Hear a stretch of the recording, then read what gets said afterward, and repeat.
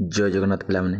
तो ये वीडियो आम क्लास 4 ठीक अच्छे पिलाने चतुर्थ श्रेणी पिलाने द्वितीय समाप्ति सूचक मान निर्धारण जहाँकि आप 2026 तो तार क्वेश्चन पेपर डिस्कसन करवा ठीक अच्छे।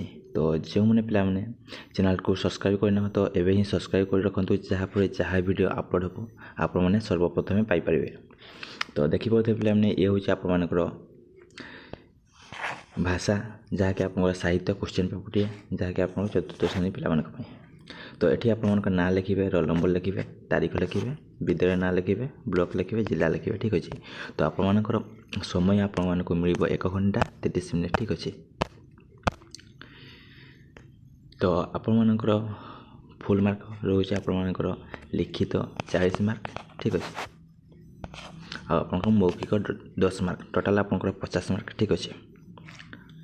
तो प्रथम क्वेश्चन पिलाने देखते कौन होती आउ जदि पिलाने आप एग्जाम फुल स्कोर करने चाहते ताले वीडियो को प्रथम एंड पर्यंत देखते ठीक अच्छे। आउ सांग साथी भाई भाई समस्त वीडियो को शेयर कर दिंतु।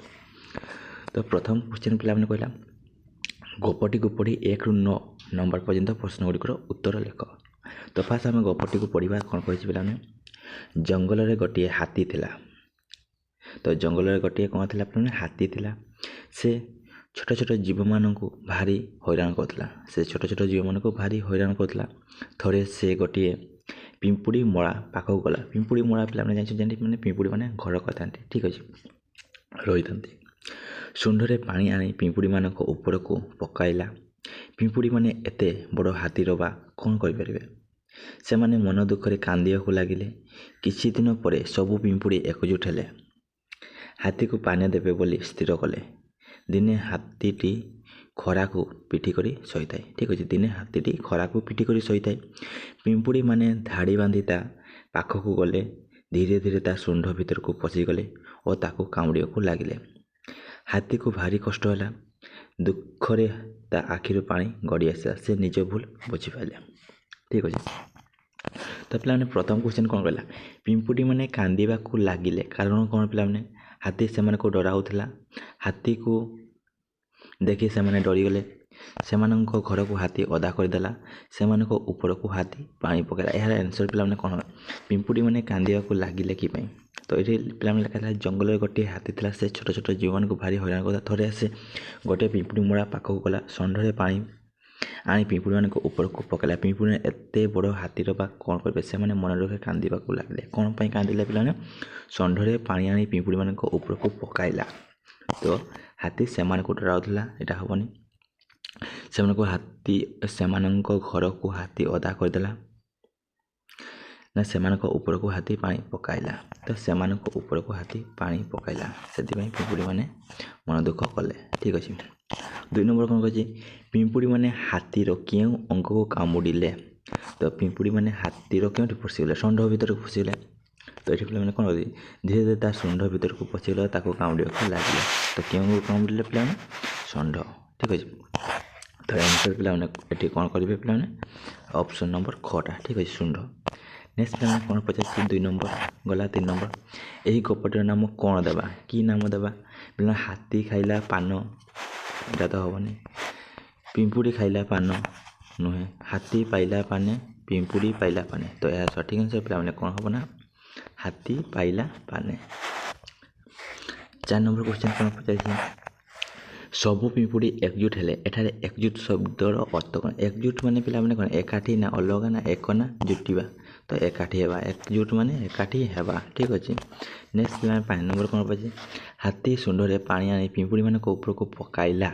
एथिरू हाथीर क्यों गुण विषय हाथी शुंडे पानी आनी पिंपुड़ी मान ऊपर को पकाइला। तो पिला हाथी कौन दया कला पिंपुड़ी मान ऊपर ना निष्ठुरता कहा कथा शुणिलानी ना परोपकार ना निजे को गर्व अनुभव करता मुझे बड़ हाथी मत कहीं किसी कहींपारे। तो ये कौन गुण पिला गर्व से अनुभव करता। तो कहला कौन मु गोटे बहुत बड़ जीव मोर एमाने किसी करें। तो गर्व क्यों गुण पिला गर्व। नेक्स्ट 6 नंबर गप अनुसार पानी देवार अर्थ कौन पानी देवार अर्थ पिला कौन पान खाइबा को देवा भल भाव बुझाई देवा औषध पानी खुआई देवा ना उचित शिक्षा देवा। तो गप अनुसार पानी देवार अर्थ हूँ उचित शिक्षा ଦେବା ଉଚିତ ଶିକ୍ଷା ଦେବା। ଠିକ୍ ଅଛି ପିଲାମାନେ, ଅପସନ୍ ନମ୍ବର ଘ ସଠିକ୍ ହେବ, ଉଚିତ ଶିକ୍ଷା ଦେବା। ନେକ୍ସଟ ପିଲାମାନେ 7 ନମ୍ବର କ'ଣ କହିছে, ହାତୀଟି ନିଜ ଭୁଲ ବୁଝିପାରିଲା କାରଣ କ'ଣ? ହାତୀଟି ନିଜ ଭୁଲ ବୁଝିପାରିଲା, ଏହାର କାରଣ କ'ଣ ପିଲାମାନେ? ସେ ନିଜେ ପିମ୍ପୁଡ଼ିମାନଙ୍କ ଦ୍ୱାରା ଶିକ୍ଷା ପାଇଲା, ସେ ପିମ୍ପୁଡ଼ିମାନଙ୍କ ଠାରୁ ନିଜକୁ ବଡ଼ ଭାବିଲା, ସେ ନିଜେ ପିମ୍ପୁଡ଼ିମାନଙ୍କୁ କଷ୍ଟ ଦେଇଥିଲା, ସେ ନିଜେ ପିମ୍ପୁଡ଼ିମାନଙ୍କୁ କଷ୍ଟ ଦେଇ ଆନନ୍ଦ ପାଇଲା। ତ ହାତୀଟି ନିଜ ଭୁଲ ବୁଝିପାରିଲା କି ପାଇଁ ନା ସେ ନିଜେ ପିମ୍ପୁଡ଼ିମାନଙ୍କ ଦ୍ୱାରା ଶିକ୍ଷା ପାଇଲା। ତ ସେ ଜାଣିପାରିଲା ଯେ ଛୋଟ ହେଲେ ବି ଏମାନେ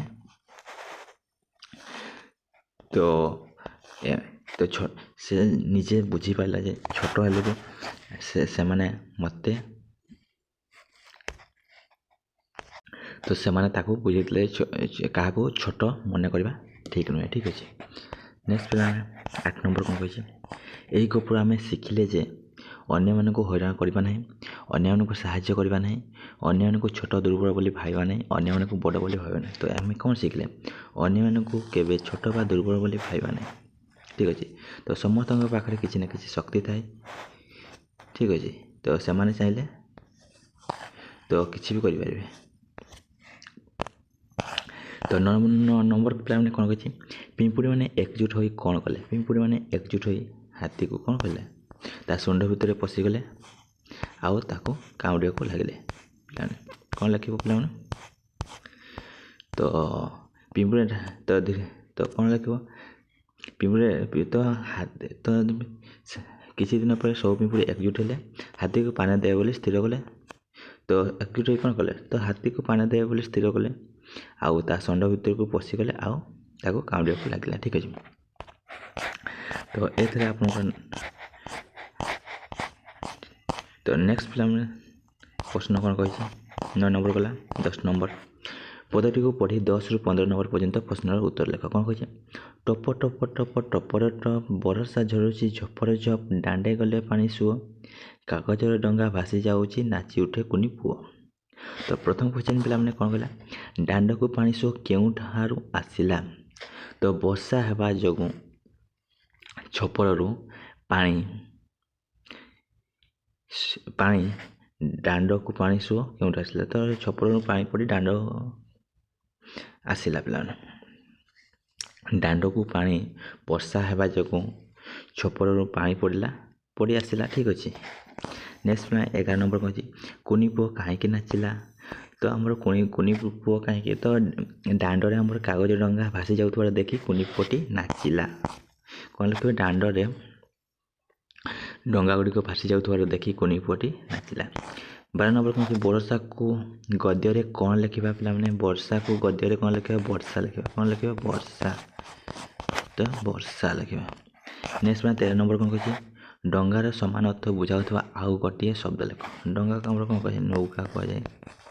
କ'ଣ କୁହାଯାଏ, ନୌକା। ଠିକ୍ ଅଛି। 14 ନମ୍ବର କ'ଣ କହିଛି, ପୁଅ ପୂର୍ବରୁ କୁନି ଲାଗି କୁନି ପୁଅ ହୋଇଛି, ସେହିପରି ପୁଅ ପୂର୍ବରୁ ଆଉ ଏକ ନୂଆ ଶବ୍ଦ ଲଗାଇ ଲେଖ। ତୁମେ ନିଜେ ଲେଖିପାରିବ। ଠିକ୍ ଅଛି। କୁନି ପୁଅ, ସେମିତି ପୁଅ ପୂର୍ବରୁ ଆଉ କ'ଣ ଲେଖିବ, ଭଲ ପୁଅ, ଛୋଟ ପୁଅ। ଠିକ୍ ଅଛି। ଗେହ୍ଲି ପୁଅ, ଗେହ୍ଲା ପୁଅ। ଠିକ୍ ଅଛି। ଯାହା ବି ଲଗାଇ ପାରିବ, କିଛି ଅସୁବିଧା ନାହିଁ ପିଲାମାନେ। ତ 15 ନମ୍ବର କ'ଣ କହିଛି, ଏହି କବିତାଟି କେଉଁ ଋତୁ ବିଷୟରେ ସୂଚନା ଦେଇଛି? ତ ବର୍ଷା ଆମର କେଉଁ ଋତୁରେ ଆସେ? ଠିକ୍ ଅଛି ପିଲାମାନେ, ବର୍ଷା କେଉଁ ଋତୁରେ ଆସେ? ତୁମମାନେ ଯେ ଡଙ୍ଗା ଭସାଅ କେଉଁ ଋତୁରେ? ତ ବର୍ଷା ଯେଉଁ ଋତୁରେ, ତ ବର୍ଷା କେଉଁ ଋତୁରେ ଆସେ? ବର୍ଷା ଋତୁରେ। ତ ସଠିକ୍ ଆନ୍ସର କ'ଣ ହେବ ନା, ବର୍ଷା ଋତୁରେ। କେଉଁ ଋତୁ ପିଲାମାନେ, ବର୍ଷା ଋତୁ। ଠିକ୍ ଅଛି। 16 ନମ୍ବର କହିଛି, ଦିନ ରାତି ପରି ଆଉ ଦୁଇଟି ଶବ୍ଦ ଯୋଡ଼ା ଶବ୍ଦ, ଦିନ ରାତି ଯେମିତି ବିପରୀତ ଶବ୍ଦ, ଦିନ ରାତି, ଭଲ ମନ୍ଦ, ସୁଖ ଦୁଃଖ। ଠିକ୍ ଅଛି। ଯିବା ଆସିବା। 17 ନମ୍ବର ଏଥର ଶବ୍ଦ ଗୁଡ଼ିକୁ ସଜାଡ଼ି ବାକ୍ୟରେ ଲେଖ କହିଛି। ହୋଇଗଲା ବର୍ଷା ଦେଖି କୁଶ ଖୁସି।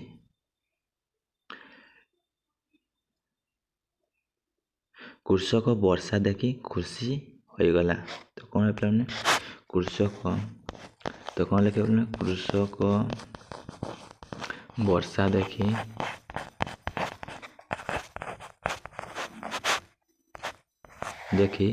ଖୁସି ହୋଇଗଲା।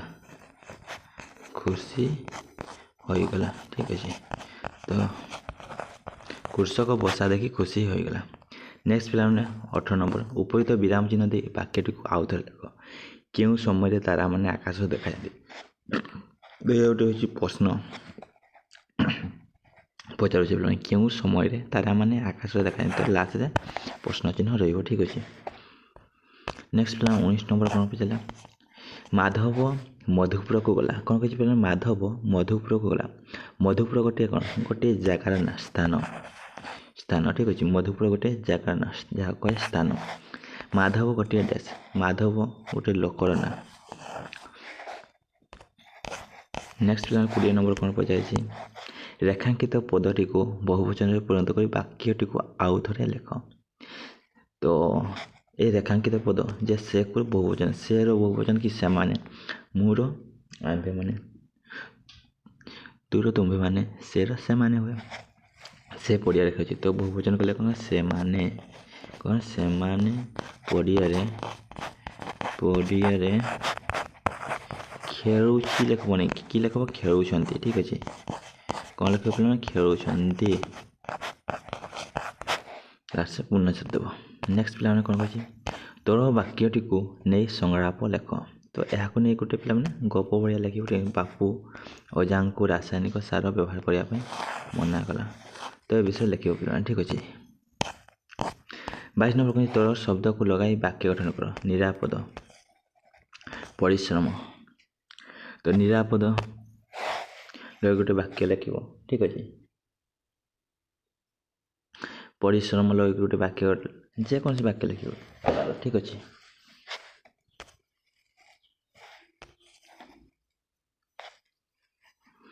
ପରିଶ୍ରମର ଫଳ କେବେ ବୃଥା ହୁଏନି।